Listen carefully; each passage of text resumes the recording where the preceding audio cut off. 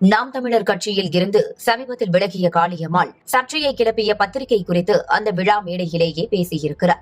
என்ன நடந்தது என்பதை விரிவாக பார்க்கலாம். சீமான் தலைமையிலான நாம் தமிழர் கட்சியில் முக்கிய தளபதியாக இருந்த காளியம்மாள் கட்சியில் இருந்து விலகுவதாக கடந்த சில தினங்களுக்கு முன்பு அறிக்கை வெளியிட்டார். கடந்த சில மாதங்களாகவே நாதாக தலைமை மீது அதிருப்தியில் இருந்த காளியம்மாள் திமுக, அதிமுக அல்லது தாவேகா என ஏதேனும் ஒரு கட்சியில் இணைய இருப்பதாகவும் அதற்கான பேச்சுவார்த்தைகள் எல்லாம் நடந்து வருவதாக தகவல்கள் வெளியாகின. இதற்கிடையே தூத்துக்குடி மாவட்டத்தில் நடைபெறும் விழா ஒன்றில் பங்கேற்கும் காளியம்மாளின் பெயர் சமூக செயற்பாட்டாளர் என்று குறிப்பிடப்பட்டிருந்தது. நாதாகாவில் அதிருப்தியில் இருந்தவர் விலகல் முடிவை எடுத்துவிட்டார், கட்சி பொறுப்புகளை துறந்துவிட்டார். அதனால்தான் கட்சி பொறுப்பை குறிப்பிடாமல் சமூக செயற்பாட்டாளர் என்று குறிப்பிட்டுள்ளார் என்று தகவல் வெளியானது.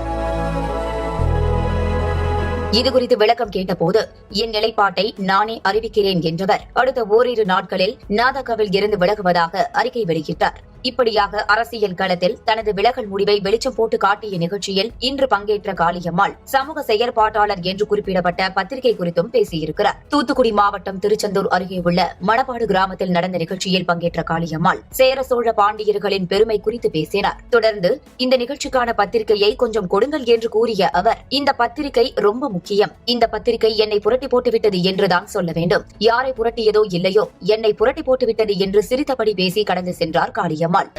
இந்த பத்திரிகை இந்த பத்திரிகை ரொம்ப முக்கியம். இந்த பத்திரிகை ரொம்ப பிரட்டி போட்டுருச்சுன்னு சொல்லணும். உண்மையாவே யாரை புரட்டுச்சோ இல்லையா, என்னைய நல்லா புரட்டுச்சு.